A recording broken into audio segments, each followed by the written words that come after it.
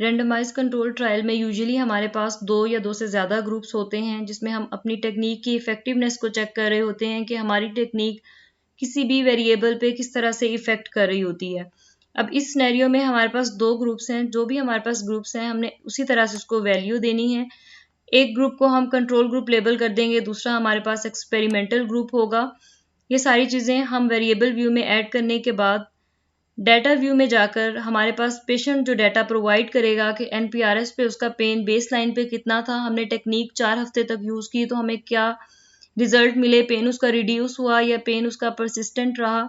हमने फिर उस टेक्निक को मज़ीद 2 हफ्ते और यूज़ किया, फिर हमने 6 वीक पे डाटा लिया।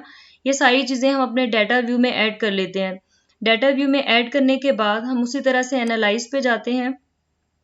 डिस्क्रिप्टिव और एक्सप्लोर पे जाकर हम डाटा की नॉर्मेलिटी चेक करते हैं। डिपेंडेंट वेरिएबल में हम अपनी वेरिएबल ऐड करने के बाद प्लॉट में जाकर नॉर्मेलिटी प्लॉट्स के टेबल को टिक करते हैं और इसको हम कंटिन्यू कर देते हैं।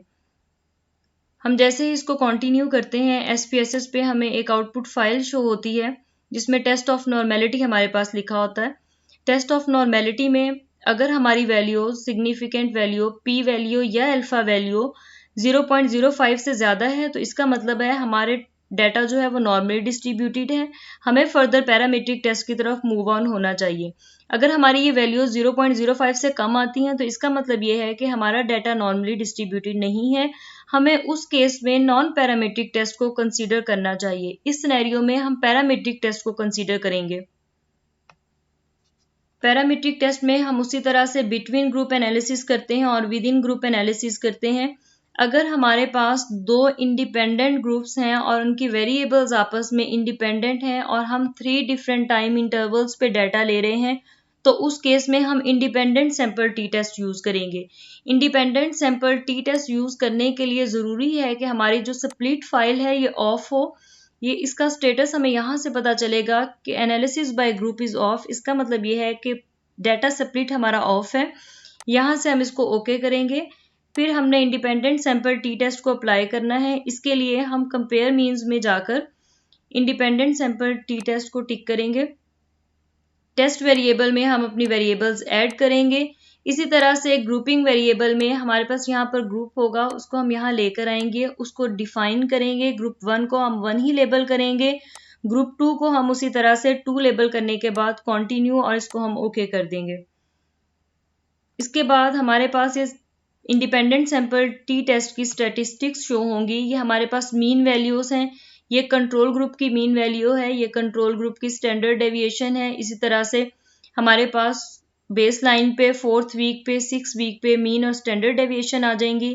फिर उसके बाद अगर हमारे पास टेबल में या रिजल्ट्स में हमने टी स्टैटिस्टिक्स लेनी है तो हम यहाँ से टी स्टैटिस्टिक्स को लेंगे।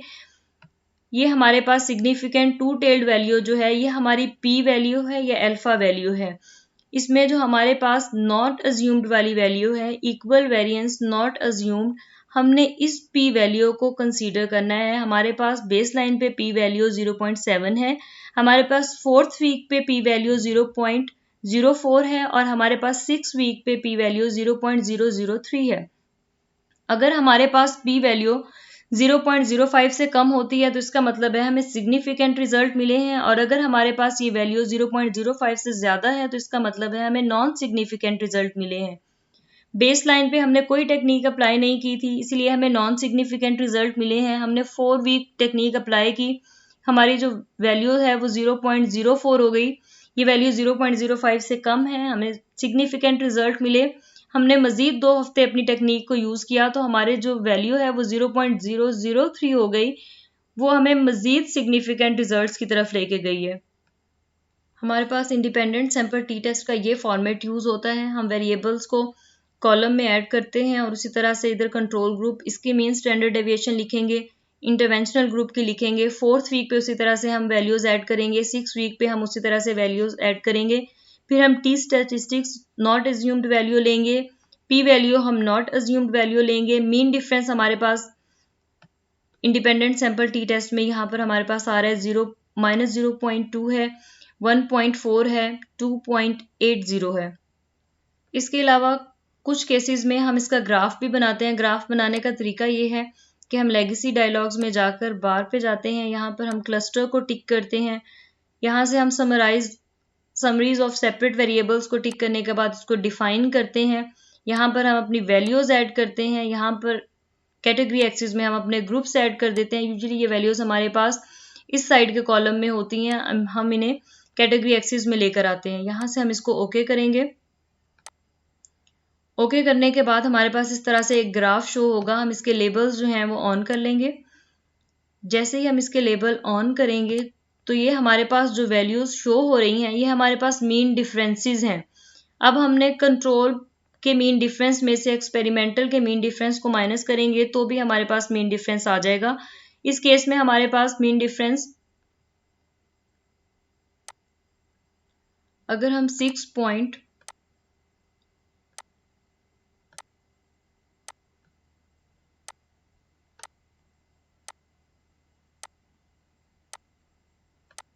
तो ये मीन डिफरेंस हमारे पास -0.2 आया है। इसी तरह से ये चीज़ें हमें आउटपुट फाइल में भी शो हो जाएंगी कि ये मीन डिफरेंस हमारे पास बेस लाइन पे -0.2 था। इसी तरह से हम 4th वीक का भी माइनस करेंगे तो हमारे पास 1.4 आएगा। अगर हम 6 वीक पे करेंगे तो वो 2.8 ही आएगा। हम इस ग्राफ को भी अपने रिजल्ट्स के अंदर उसी तरह से ले आएंगे कॉपी करके, और फिर हम इसकी डिस्क्रिप्शन लिख देंगे।